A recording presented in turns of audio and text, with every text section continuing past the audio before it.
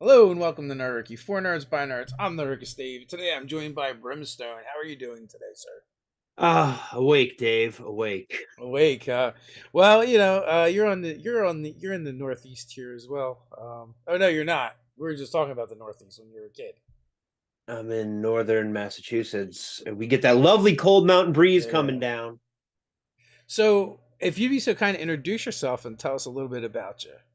I am DM Brimstone. I am a very, very small Twitch streamer that streams Dungeons and Dragons. I don't run modules. I write all of my own stories. All of my stuff that I do is handwritten by me, inspired by something random that I'll find. I'm like, that's a really cool idea.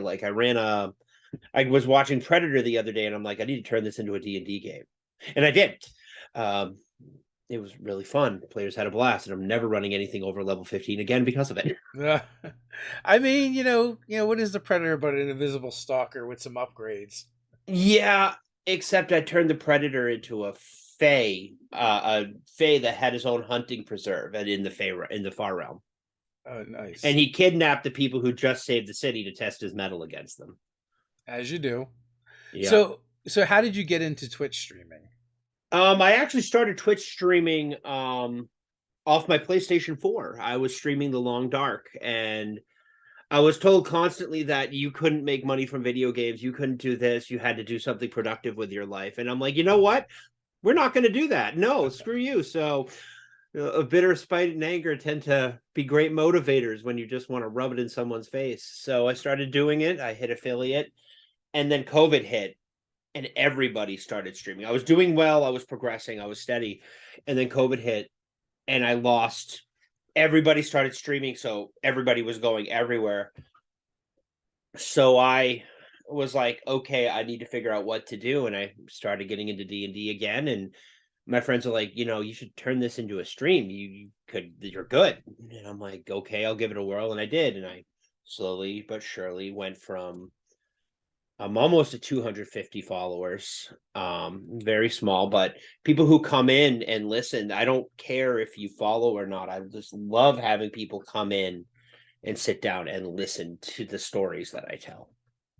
So how long have you been streaming D&D now then? 2 years. And what kind of games are you playing over there?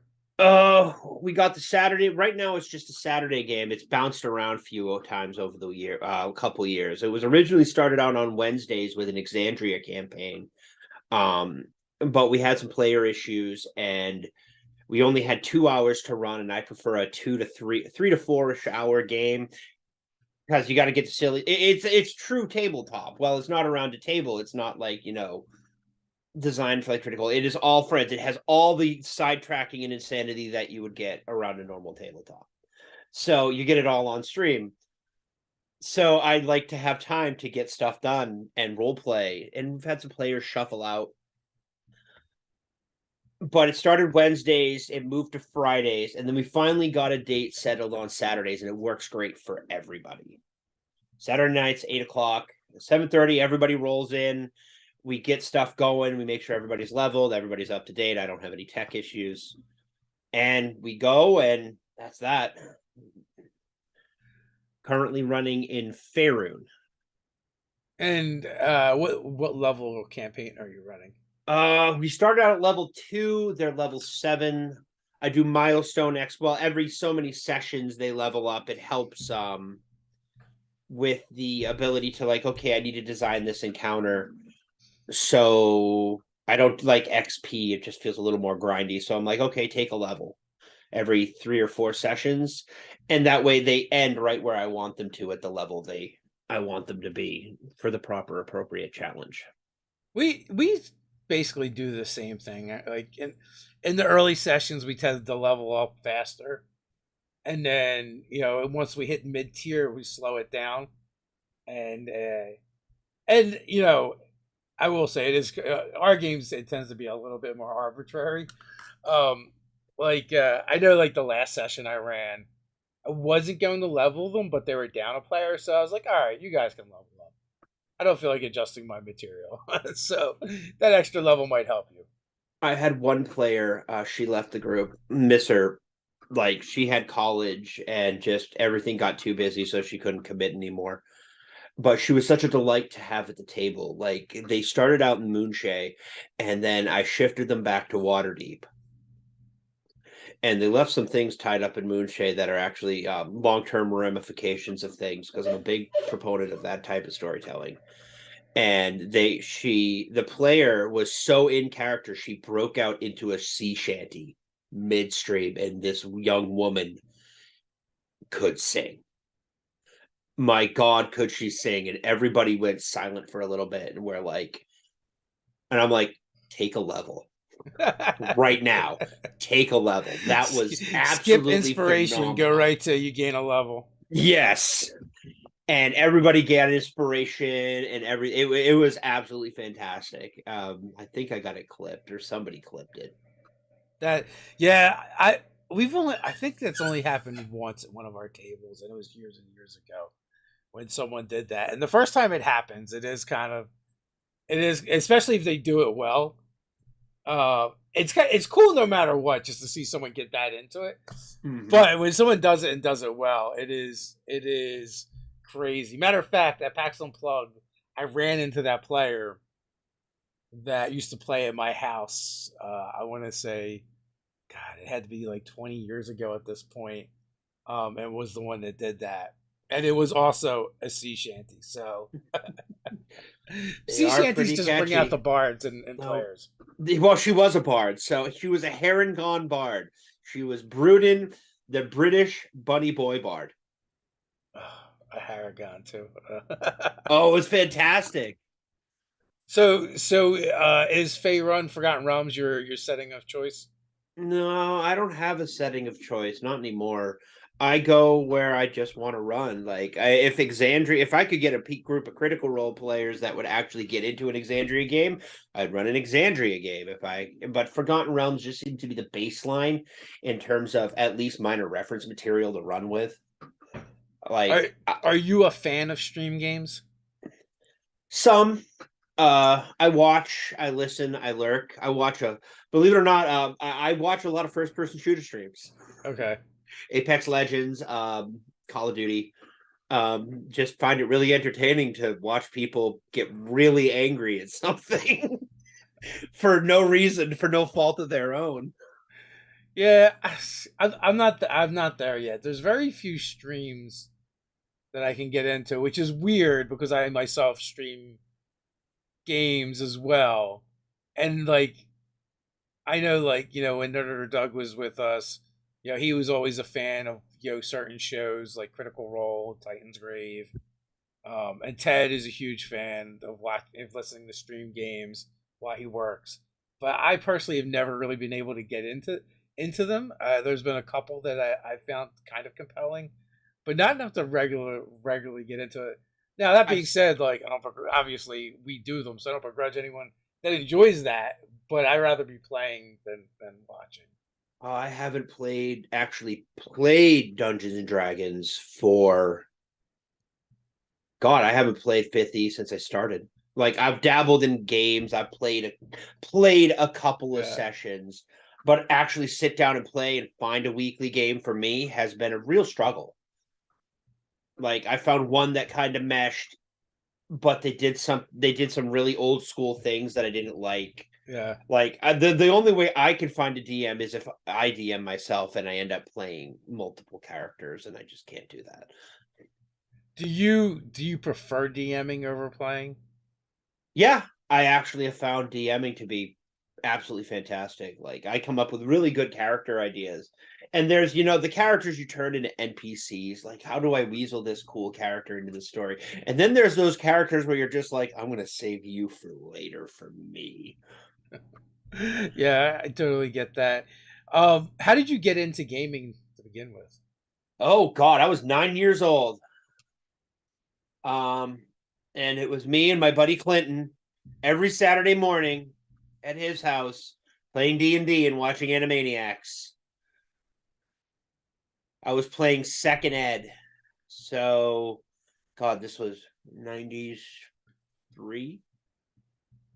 God, yeah, it's been a while, quite a few years, and he stopped playing. I haven't talked to him for a very long time. Last I checked, he was in a band in Boston. 93 is when I graduated high school. So Yeah. I'm gonna be 40 in April, so yeah, time keeps ticking yeah. by regardless. Um, I so we I cut my teeth with first edition. Um, and then we quickly ended up moving to second edition because I guess there was like a time period when I played as a teenager, my tweens, teenager. Then I stopped for a while, and then in my early 20s we started playing again, and it picked up with second edition, which I mean wasn't vastly different from first.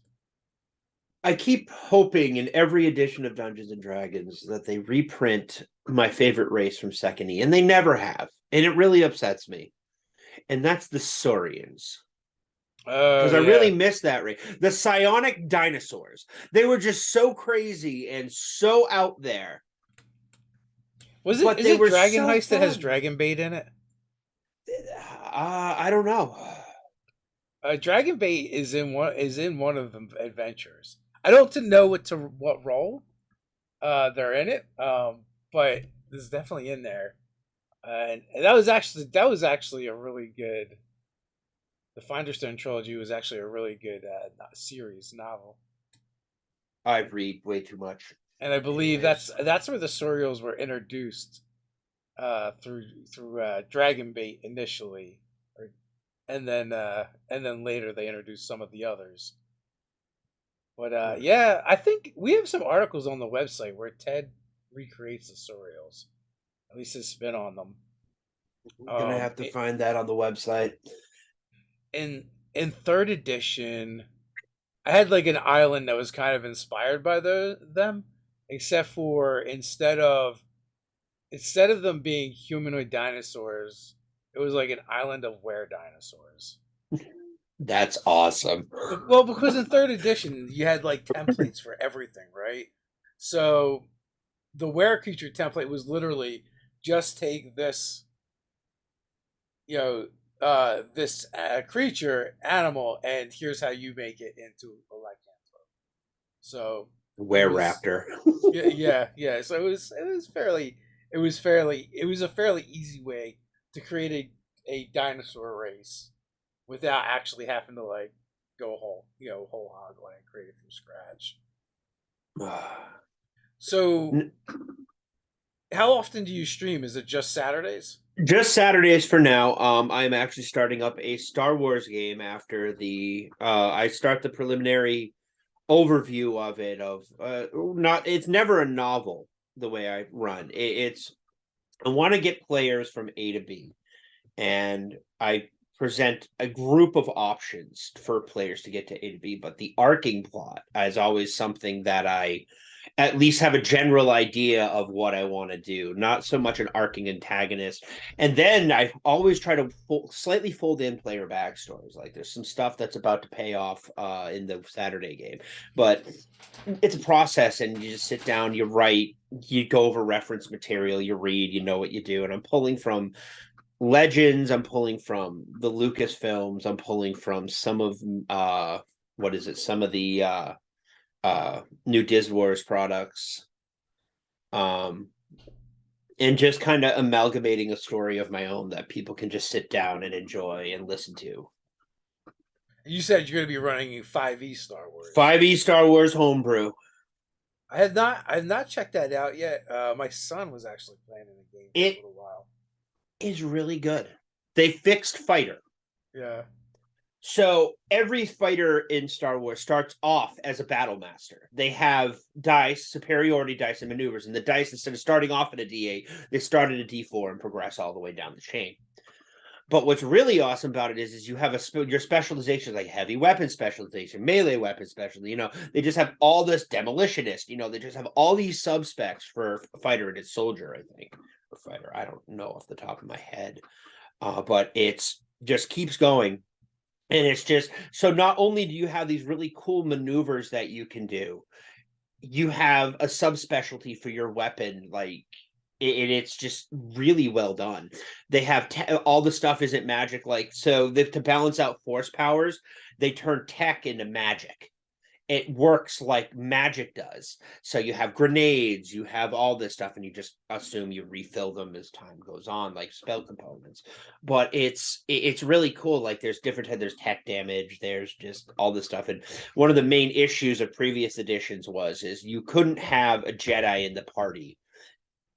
You could either run Jedi or you could have force sensitive or no Jedi. Because as soon as you brought that lightsaber in with at least the 3.5 version, as soon as you brought that lightsaber in, everything was off because nothing could stop it. You would have to put a battalion of clone troopers mechanically against it to take it down. And that's not just, the lightsaber, that's the force powers and everything. So they fixed it by turning tech powers into force powers. There's no gaining lightsaber damage. They really tweaked it. They made the Jedi feel good, but not being the be all end all of what 3.5 was. The 3.5 revised was. Are you familiar with a YouTuber? I don't think they do anything anymore, but they used to be around, called Spoony or Counter Monkey. No, I have not. Because he's got a big. So when we first got started, it was one of the first YouTubers we found was talking about gaming and stuff. And when we were trying to decide if we wanted to do this and if anyone would care about us talking about D&D on the internet. And he had like 30,000 subscribers or whatever at the time. And he was just and I think his channel was called Counter Monkey. And he would just talk about stories from different games that he had been in, and he had a video about all Jedi or no Jedi, and kind of going over like the things that you're talking about, but also like I kind of get the vibe that he's a little bit of a dick in the games because he's one of those players that would figure out how to break stuff. And Yes. and like he talks about making this bounty hunter style character that is designed to be like the anti Jedi, and use things that they couldn't affect with their force and and you do everything by the rules, but like to the umpteenth, like, oh, I have a ship and I want to set up charges and this is how I want to do it, and like diagram it all out ahead of time and give it to the GM. The Yusong Vong had a +10 to force resistance. Any roll that used the force against them had +10 slapped onto it. They were in the books; they're immune to the force. But 5th edition, 3.5 you couldn't be immune to anything. It was not built. It just wouldn't work. Yeah, it would be ridiculous. So they gave them +10. They weren't hard to do, but it was the Vector Prime in the New Empire, the New Republic books, the one where R.A. Salvatore dropped a moon on Chewie. That didn't go over well. No, I guess not. No, that really pissed a lot of people off. But then again, I did accidentally insult R.A. Salvatore to his face without knowing it. Well, that's unfortunate. He comes off as a really nice guy. Oh, he's a really nice guy. So, there was a game store. I live close to the town that he lived in. There was a game store, and above the game store was a restaurant. What's called Monty's Garden. It's a great Italian restaurant. And there was a game store underneath, and that was my local haunt. That's where I was every day that I could get there. I was there. And apparently he loved Monty's. And he's like, and there was a blog, and apparently I was going on, like, I have a problem with Dritz Stewart. And I think he is a far overrated character than what he actually is. He's not a bad character. He's just so generic and stereotypical that I'm just like, I don't understand how everybody just thinks he's the be all end all. Like mechanically, he doesn't even work. So I was going off on one of my tirades, and apparently he popped into the store, and the store owner came over to me, and he's like, "Hey, Brim, I got something to show you." It was his blog. He flipped around his laptop, and it said, "I was at my favorite Italian restaurant the other day, and I saw a game store underneath it. So I popped in, heard a guy on a rant about Dritz, and turned around and walked out." And I'm like, He's like, "Yup," and I'm like, So yeah, I accidentally insulted R.A. Salvatore unknowingly. Yeah, well, I feel like there's a lot of those rants out there, and there's a lot of like for every couple Dritz, Duerden fanboys. There's like the anti Dritz, and like I don't know, But like I'm not. we had him on the show and we were talking, and I was like, to be honest with you, I was with you for like 20 books, and then I just lost interest in the character. Also, like I always found his supporting cast and characters far more interesting than Artemis. Dritz Duerden. Love Artemis. Yeah. Well, Like we don't even know the reverberate. He killed the shade with the vampiric dagger. yeah. So we don't even begin to know the reverberations of absorbing a shade's soul. Yeah. Like we don't see shades anymore. They haven't come out with any information on anything pertaining to the shade and the shade empire that crashed into Mithranor. You know, the giant city that crashed into another city. You know, we don't see anything about any of that anymore. I I found his like non D&D books, non Forgotten Realms books, way better. Yeah, his Star Wars books were really good. Even, you know, despite he was told to drop a moon on Chewie. I'm not going to argue with kill Chewie, Yeah, but you know, so he does a good job. He does a great job with other things. there's a Spear Wielder trilogy that's really good. That's that it's more like a little more fairy tale-ish in nature, but and it's also like someone from the modern world gets sucked into a fantasy world. That's got to be fun. I got to check that out. That one's good. Crimson Shadow series is really good. He introduces this character Oliver de Barrows, which is a halfling highwayman, and he's kind of like this roguish swashbuckler character that fights with a rapier. Uh, and like one of his catchphrases is like he always like carves his initials into people, and then he's like, "Don't make me carve the rest of my name. I have because I have a very long name or something along those lines."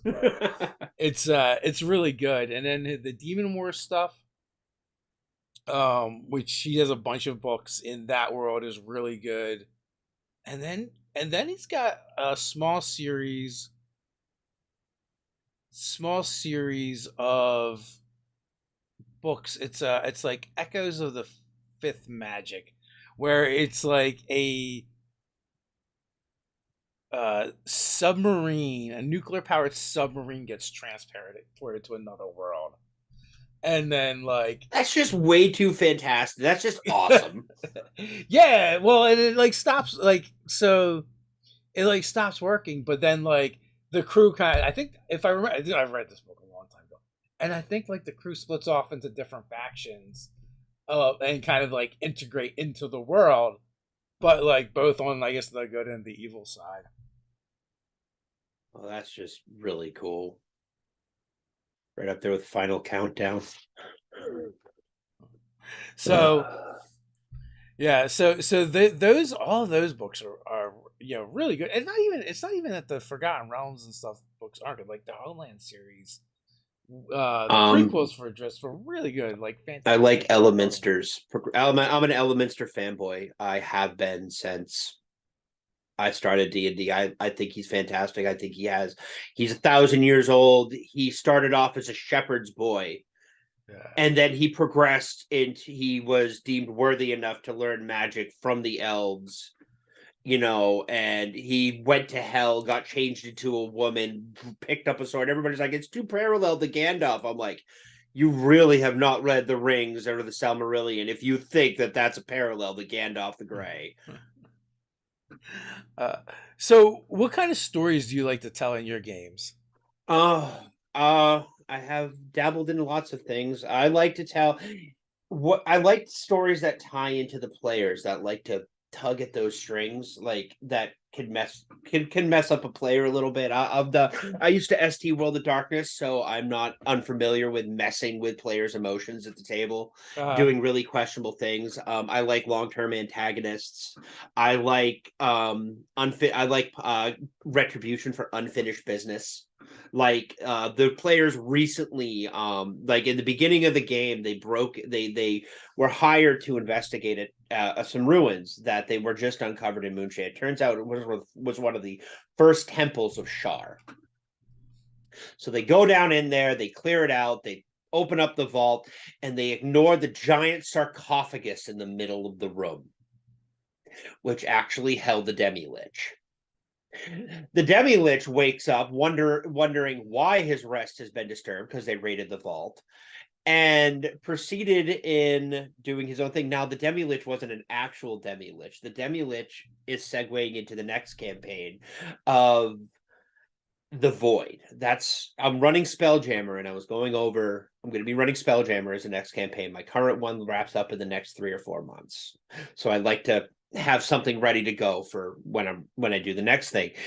And I was going through the Cobalt Press book, and they introduced Void Magic.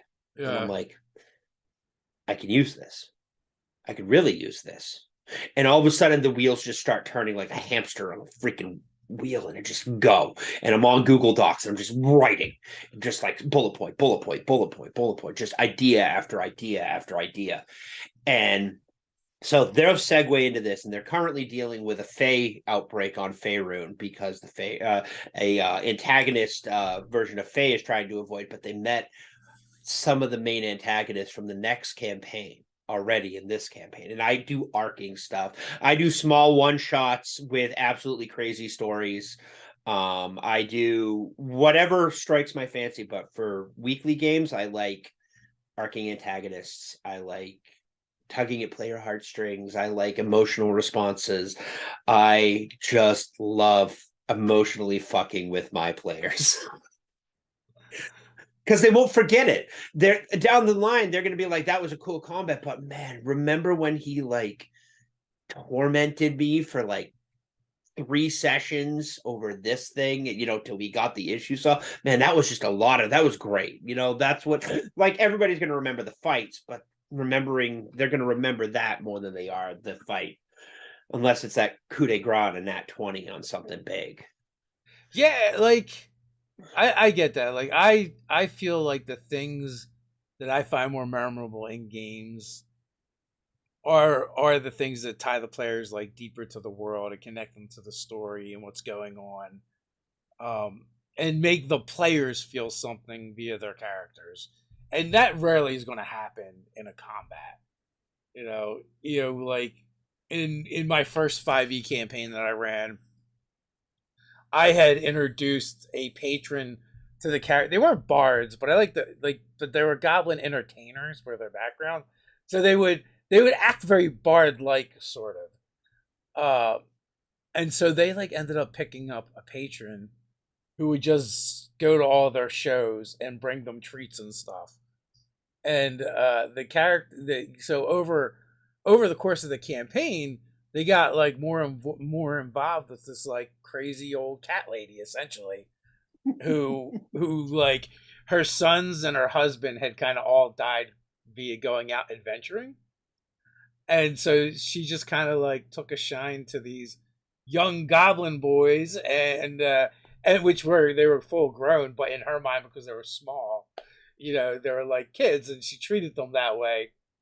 And like towards the end, like she's like, oh, I know everyone thinks I'm crazy. I know what's really going on, but this is like how I cope. This is what makes me feel better. And then I killed her off of old age. And like the players got like summoned to her mansion, because it turns out she's like loaded and has like, owns a couple mines, and she leaves all of her stuff to the goblins.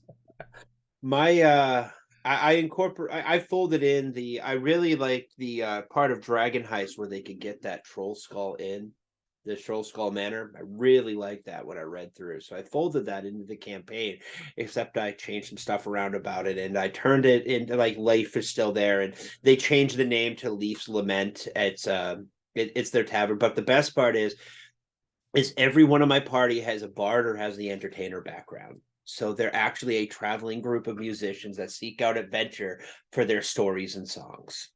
Nice. Which I was like, absolutely fantastic. That all just fell into place. That was crazy. At session 0, everybody just was like doing something like that, and I'm like, this is fantastic. And we've had some people switch out and stuff like that, but they're still going. Like when the Prudence player had to retire, our Herringon Bard, he took over running the place, so he performs, he runs everything, and they just redid the whole bar.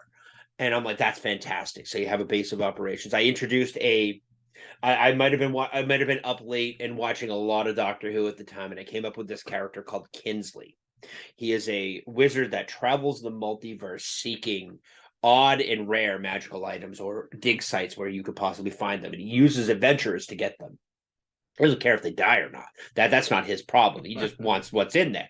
But he has a Well, at caravan least he's that is, sourcing locally. yeah, exactly. Just like the Christmas game was starting up. There's gnomes, but of course there's also goblins and halflings and autonos because Santa, doesn't Santa diversifies. um, but Kinsley has a caravan. It's called Kinsley Caravans of Glorious Goods, and he travels in multiverse and sells all the excess stuff that the adventurers bring him that he doesn't want. And he's a great source of information that my party never uses. But they have a line to him. They have an interdimensional sending stone where they can get in touch with him if they needed to, but they never do. And they need help. They could call like even if it's a simple information, they don't. I make all these characters and the players just don't access them. So, but he has this like 3-story caravan. It's literally bigger on the inside. It's literally it's not as big as the TARDIS, but it's like a 4-story building inside this tiny little caravan. I'm like, that's fantastic. I have way too much free time on my hands. So why do you think it? What do you think it is that that your players don't access like NPCs like that? I think they like to solve the problems on their own without help. Sometimes I'm worried that they feel overshadowed by the NPCs because I RP. I RP pretty heavily when I get into it. That's the end of it. Like I RP pretty heavily, and because it stems from the World of Darkness for over a decade. Like, just you get in the character and you go. So you've mentioned Star Wars. You've mentioned World of Darkness. What is your favorite non D&D Riffs, RPG? Palladium Riffs, the mathematical nightmare that it is. I love it. You got the core book, but it has so many books to it. But each book adds something. It's not like it's put out there for the big brand cash grab. Each book adds something. Atlantis is, oh my gosh, chef's kiss. The fact that Atlantis phased out of existence and phased back in, and you find out that they're having by intergalactic slavers called the Splugorth.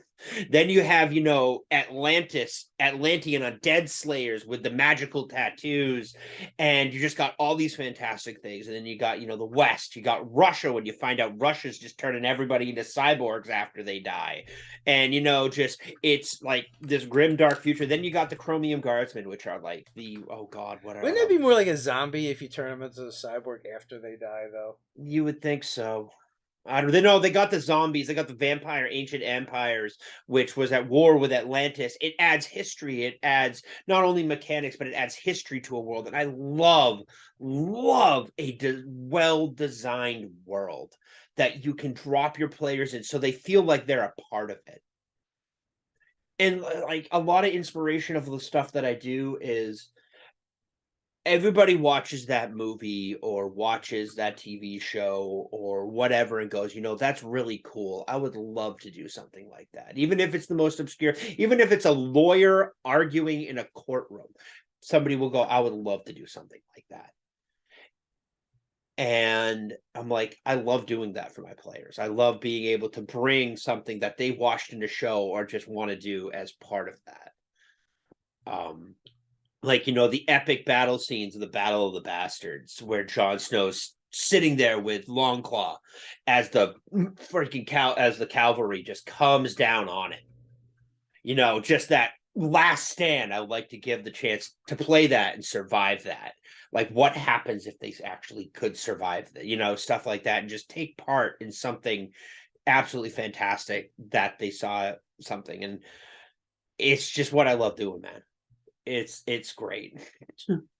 I'm a big fan and proponent of stealing from anywhere you can, inspiration and adding it in. And I know like some DMs do that, but they kind of want to like bury it in the material so it's not obvious. I like it when my players figure it out. Like I ran a. It was St. Patty's Day, so I ran a Leprechaun game based off of the terrible horror movies, The That is Leprechaun. fantastic. Hey, you know what? Warwick Davis was in those horrible movies, so they weren't all bad. But when after we got like halfway through, one of the players was like, "You motherfucker, you're just you just ran us through the Leprechaun." I'm Hell like, yeah, maybe, yeah, I might have. and Never know. we've got a adventure on the website that is basically a knockoff of the Grinch Stole Christmas that was written by Ryan, my brother, years ago. So we love that shit, and we love putting those Easter eggs in throughout our games and waiting, kind of like waiting for the players to be like, "Oh, I know what you're doing now," and and kind of figuring it out. So I was watching one of your streams a while ago, and it gave me an idea for a story. And I forget who was on. And as soon as you said something, I'm like, the hamster started running again. And I open up the G documents and I start working on stuff. I'm going to try to finish it up in the next 6 months. But it's a Willy Wonka game. It's Yeah. Charlie and the Chocolate Factory. Oh, that's a What great dungeon. That would be a great That's dungeon. not a dungeon. You started it out as a dungeon, and I'm like, that this is great. I like this. But I'm not a big fan of dungeon crawls. Yeah. They're not that they're bad. They're great for like a session or two, but after a while they get slow. So I'm like, how do I turn this into a small campaign? Well, party is hired by a rival chocolatier to break into the factory and retrieve recipes. He has a specific list of recipes, and samples are ideal. They break into the factory and find out that the reason the candy is so fantastic is because the Fae who runs the factory has a dimensional space inside it. So now you're in a pocket dimension that has multiple realms for different candies, and they'll have to make their way around and try to figure out how to get out in the process, all while being hunted down by fantastical candy creatures. not And I'm like, I could not turn that Oompa into a Loompa law 6 month campaign. enforcement. Oompa Loompa law enforcement, living lollipops, uh, just hard, like crazy shit that you could just flip it into it. I'm like, I could turn that into a 6 month campaign. And will they escape? Will they actually have to try to kill the chocolatier to get out? And just so many. Is every faction, like, is everybody in the place an antagonist? Can they make ally? Just come at it from so many different angles. Like, you got the standard Candyland. You got the big grassy fields where they grow all the licorice and stuff like that. And then I'm like, huh. And then I had all my notes written down. And I'm like, okay, that got that out. I will put a pin in that and go back to it later. And then I got sidetracked with the current campaign. Yeah, that happens often. Distraction, ADHD kicks in, and you go from one tangent to the other. We have played in a Christmas game, and we all played as toys, run That's by awesome. the Dead Aussie Gamer, and it was a fantastic game. I think there was like a Jack in the Box wizard. I was playing a teddy bear barbarian. That's awesome. I don't remember. I don't remember what the other two players were, One of but the Go ahead. it was it was all like Christmas and holiday tropes and lots of candy and gumdrop fairies and that kind of thing. It's a couple years ago. It exists on the internet someplace. We all have those characters we always remember, enjoy playing. Like I played on chats for a while, because I didn't have a group.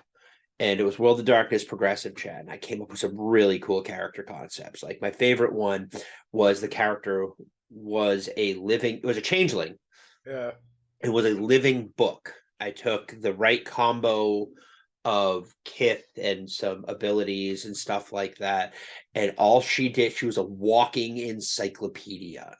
And all changelings have what's called a mask. It's what they normally look like to the real world, but underneath of it, she was very pasty, very paper white skin, and had swirls of like Shakespeare and classic literature going around her skin under ink, and it would change and everything like that as stuff goes on. Like somebody was like, what? Somebody actually tried reading her. It was really funny. But just we all have those characters that we love, that we have played over the years, that we're never going to forget, and characters we have RP'd with too that we're never going to forget either. Like there's been some good ones. Like there was a werewolf lawyer who didn't solve anything with her fist. She used words, and it was phenomenal because that's not a stereotypical werewolf. The stereotypical werewolf is going to be like, okay, you pissed me off. You're not going to have a head in a moment. Yeah, eat your face. Eat your face. But yeah, we all have those characters that we remember over the years that we've played. So you had mentioned before we start you want to try and get a Rifts game together. Oh God, yes. I would love to get a Rifts game together. You, Even if it's just for a one shot. Not that you live long in Rifts anyways. I'm sure you could get together at one shot. I don't know if you're familiar with Master the Game. GM Juice, he's a big fan of Rifts as well. And I think so. Like in the early days of Nerdarchy, we definitely played a few different games of Rifts. Matter of fact, Rifts and Heroes Unlimited is how I kind of got into Heroes Unlimited is good. That's how I got into Mutants and Masterminds, because I played Heroes Unlimited, and I was like, "There's got to be a better system out there than this." And it was just so I don't like the balance of it because it's all over the place. And I remember playing Marvel Superheroes, the Phase Rip game, and I'm like, I think I would rather play that. And I started like poking around the internet for. There's the 5th editionized Marvel. It's on Amazon. I've been hemming and hawing about buying it. It's like a $8 PDF, and it's still in the early phases. It's not the new one, is it? Yeah, it just came out like 6-7 months ago, I think. Matt Forbeck, I think. Yeah, I saw it, and I'm like, huh, cool. I just like to wait a little bit till things get a little more refined before I start the playtest. Yeah, it's like the D6. No, it's D20. Well, I thought so. Maybe that's something different then, because I thought they were calling it like the D616 or something like that. Whatever the Marvel, like the Marvel Universe Prime numbers. This is called the Marvel Multiverse role-playing game playtest rulebook. So, came out April. Okay, maybe I'm thinking of the earlier iteration of it. I haven't checked that out yet. I mean, there's been a few iterations of Marvel. Yeah, I ended up like when I searched the internet, like the two games that came up the most were Champions and Mutants and Masterminds. And Mutants and Masterminds was a D20 system. I tried a Mutants and Masterminds. It felt really number crunchy. Like I was going to gear up to run it because I figured it would be new and different. And I'm like, well, I'm never going to run something unless I've played it. I don't, unless I have played the system and get it from the player side of things, I won't run it because I don't want to confuse my players. I want to know the rules, and then I'll take up DMing. So I was reading over it. It was so point by and number crunchy, and I'm like, I wanted to play. We were doing it in the Marvel universe, and I'm like, okay, I want to play. Since we're in a multiverse type thing, I wanted to play a character that was the son of Tony Stark during the Extremis arc, where he had Moira, and they had their thing. And he was the offspring, and he's 19. He's just as smart as his father, but instead of being he's a tech genius, but he's a mutant. And his tech powers were he could have a full suit of Iron Man armor because everything just ripped out of the walls and attached to him. And there was no way to mechanically do it. Like the power level that we were playing at, there was just no way to get it right because apparently it had to have a combination of powers to get something like that. And I'm like, eh. And then I saw the Margaret Weiss book, and I'm like, this is really cool. And then I'm like, that's really confusing mechanics. Well, I found Marvel is not Marvel, but Muse and Masterminds is very front end heavy. And I've never run into a situation where you couldn't make the character you wanted to make. But I also found like Hero Lab was almost essential for using it because it did all the crunching and math for you. But also like the character you're describing sounds a lot like Jeffries Madison, or is it Madison Jeffries? I'm a little dyslexic, but it is the character that later becomes Box in part of Alpha Flight, who was a mutant that could manipulate technology, specifically more like metal and stuff like that. And he created so Roger Botches created the original box armor that he would pilot remotely, but it was taken over by someone else, so they wanted to make sure that didn't happen anymore. So he actually changed the armor so that he could actually fuse with it instead of having to pilot it remotely. Except for he eventually went crazy or he went insane, and he was forcibly removed from the armor and kind of taken out, and then the other character, Madison Jeffries, takes over as as the box superhero.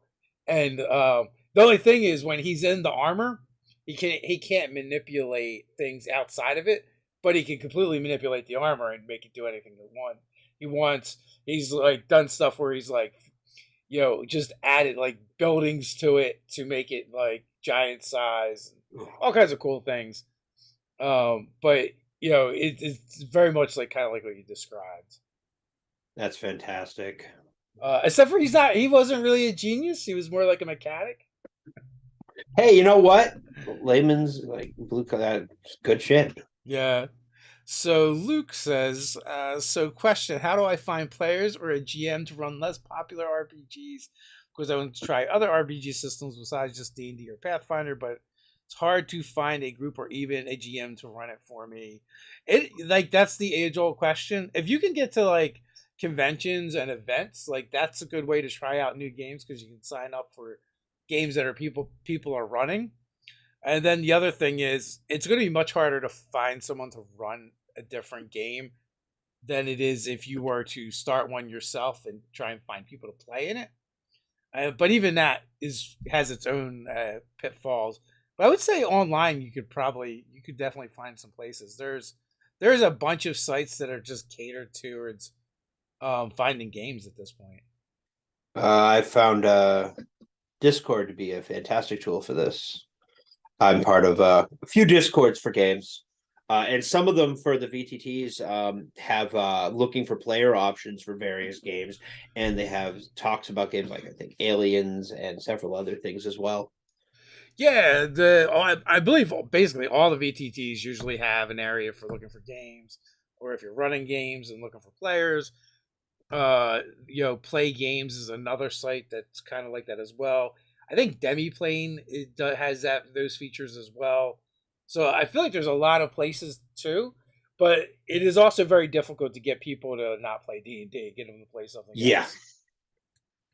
D&D, the 5th edition did something right, and they made it very easy to pick up Dungeons and Dragons and learn, and very enjoyable for the more casual gamer. But the segue into other games is extremely difficult to get people to do because this is what they want. It's what's out there. I think we were going over this beforehand. Yeah, before we got started, we were kind of talking about it. Like you're looking for people that will play Rifts with you. Or something. Hell, I would be happy with the Dresden Fate system. I've not played that. We actually played a Dresden Files game using Mutants and Masterminds 2nd edition back in the day. Ted kind of had kind of ran the game. It was a lot of fun. His son just put out a book called Dead Man's Hand. Really good. Uh, sorry, I was reading the chat. What did you say? Oh, good. His son put out a book called Dead Man's Hand. It takes place in Boston, of all places, and it's pretty good. Oh, I'll have to check that out. I didn't know he had a son that was writing. Yep, James J. Butcher, Dead Man's Hand. It's called The Unorthodox Chronicles. No, Luke, I totally get it. Like, so for our configuration for our gaming group is we've got three different groups that we play once a month with, and two of them are D&D games, and one of them is generally something else. And my Sim wife is relatively Mafia. new to gaming, and she was very hesitant to play something that wasn't D&D because she's still figuring that out. And I'm like, look, after D&D, most games get easier. At least the ones we would play. You like if you go to Rifts, it's going to be much more complicated and harder. But we generally like rules like games, so for the most part, moving away from D&D gets easier. But people don't realize that just because it's new and unfamiliar. Yeah, new and unfamiliar, and gamers really don't go hand in hand a lot of the time. Trying to get somebody to try something new in general is difficult. Yeah, yeah. Well, look, there's Dingo, Switchblade, and Luke in the chat there. You guys can link up. Now you've got two people to play other RPGs. You just need a couple more, and you got a group. Right now, I just want to get past Christmas. Yeah. Well, we end up taking off in December because it's pointless to schedule anything. I have my last two games this weekend, and Yeah. then I'm done till after the first of the year. Yeah. We pick up again on the 7th or the 8th after that. But I don't know if it or was the last 18th. year or the year before, a couple years ago. We just gave up on December and all. In general, what we used to do is we'd have a get together where all the groups were just invited and we would play board games and hang out. Um, One of my players is a professional cosplayer, so she does random cons throughout the year. So we'll have miss a date there and yeah. random player. It's a true tabletop. It's just run online. So it's just players will have to cancel. If I have at least 3 players, I'll run. And as long as there's nothing really pressing plot heavy going on, I'll be like, all right, we're having a shopping day and you can catch up on things and have a little downtime before. And then when players come back, I'm like, what are you doing in this downtime? And stuff like that. And we'll go through there and then we'll segue in. But scheduling it, the hardest part about D&D is the scheduling. It's not running, it's scheduling players to get going and get playing, because everybody has a life and retail sucks. So we got a question from Diedrich. I'm running a Secret Santa for my Living World players today. So you have any suggestions on some fun mini games I can provide them during the party to pass a small amount of time? Anything helps. Hot chocolate drinking contest. That sounds very Santa Claus, as in Santa Claus the movie. Yeah, I mean you could do drinking contest. I mean con saves uh to see who can drink the most. And I feel like instead of like getting drunk as you would with an alcohol contest, Sugar uh rush. sugar rush, crash, or someone just begins vomiting hot chocolate. Oh god. Mini Candy cane games. knife throwing contest. Oh yeah, like Sharpened candy darts. canes. All right, so we got con, we've got decks to play with. If you wanted to go Reindeer charisma lifting. and performance, you could have a carol off. Carol off is a damn good one. You could do some reindeer wrangling for your wilderness characters, or even like a whole like reindeer rodeo, which could be a lot of fun.